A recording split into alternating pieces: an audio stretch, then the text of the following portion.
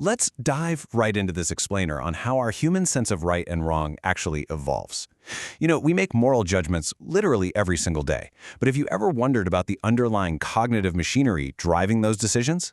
Well, today we're building a comprehensive study guide, perfect if you're an undergrad psychology student or really just anyone fascinated by human behavior, all centered on Lawrence Kohlberg's legendary theory, which maps moral reasoning into 6 distinct stages. To structure our study guide today, we're going to hit 5 main sections. Section 1 is origins and the scenario. Section 2 is the pre-conventional level. Section 3 is the conventional level. Section 4 covers the post-conventional level, and we'll wrap up with Section 5, the Heinz dilemma. Let's just jump right in. Section 1. Origins and the scenario. Grounding ourselves in the foundation of this psychological theory is really going to give us incredible insight into why it's so universally applied. So, the American psychologist Lawrence Kohlberg didn't just pull these stages out of thin air. He actually built his work directly on top of Jean Piaget's famous theory of cognitive development. To test his own theories about how morality develops, Kohlberg sat down and interviewed boys between the ages of 10 and 16. But he didn't just ask them simple right or wrong questions. No, he confronted them with these deeply complex, hypothetical moral dilemmas, and then he analyzed exactly how they justified their decisions. The why was what mattered. To truly understand these abstract concepts, we're going to anchor our explainer to a single, highly relatable scenario. Imagine a conflict at a school. A fight breaks out in the schoolyard, and 2 ninth graders are beating up a student named Tom. Surrounding this fight are several bystanders, all watching the exact same event. But here's the catch. Each bystander is operating at a completely different stage of moral development. Let's see what they do, and more importantly, how they justify their behavior. Section 2. The pre-conventional level. Now, what's really interesting about this first level is that it represents the absolute most basic form of moral reasoning, a form we most commonly find in young children. At stage 1, moral judgments are based entirely on obedience and punishment. Enter our first bystander, Finn. He sees what's happening to his friend Tom, and he actually wants to help, but he stays back. Why? Well, because Finn's core motivation is avoiding punishment. He's terrified the teacher's going to catch him fighting and give him detention. Finn is basically paralyzed by a single internal question. How can I avoid punishment?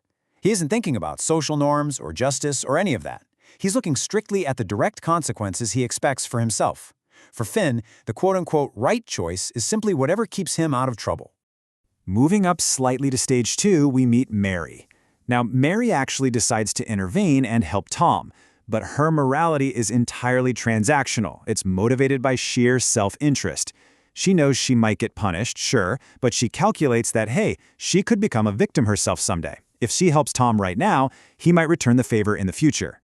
Mary intervenes, but only after asking herself this heavily calculated question, what's in it for me? Just like Finn, her judgment of right and wrong is dictated by the direct consequences she expects for herself, not by any higher social code. She's simply playing a strategic game of personal reward.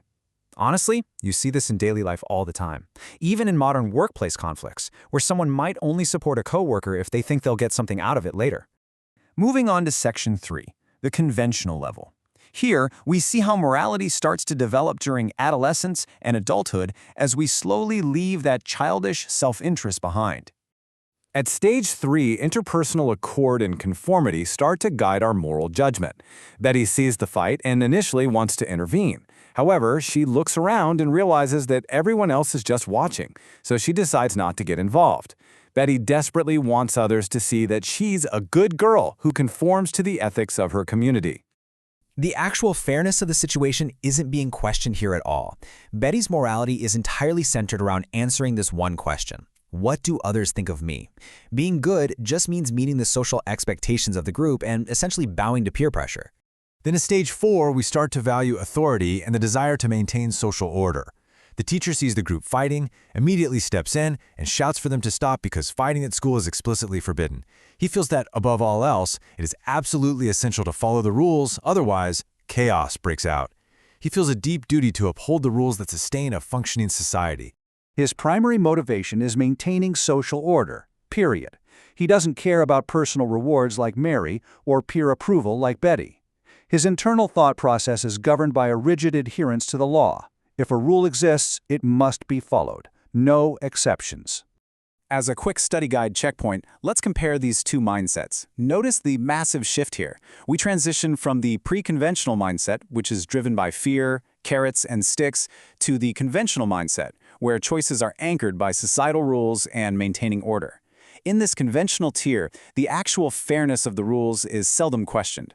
The whole focus is literally just on following them. But what happens when the rules themselves are flawed?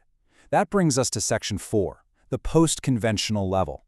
This is a highly complex stage of moral reasoning that, according to Kohlberg, not everyone actually reaches. At Stage 5, we start understanding rules not as strict, unbreakable orders, but as social contracts. Jessie is watching the fight from afar, and she's visibly conflicted. Obviously, school rules prohibit fighting, but Jessie knows something the others don't. Just yesterday, Tom punched a young girl in the first grade. To Jessie, rules only make sense if they serve the right purpose, and, well, maybe Tom deserves to learn his lesson. She hesitates to help Tom because she's busy asking this deeply analytical question: does a rule truly serve all members of the community? Jessie recognizes that things are complicated. In her view, individuals might actually be justified in disobeying rules if those rules are inconsistent with their own morality or if they fail to protect the vulnerable.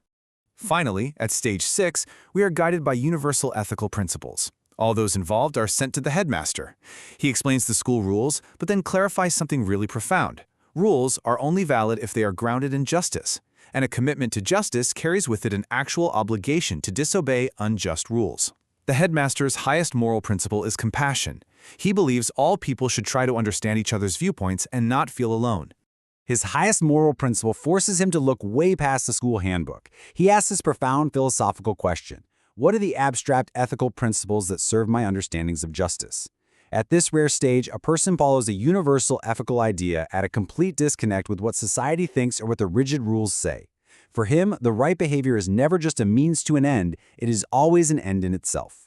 This table brilliantly illustrates our complete psychological journey.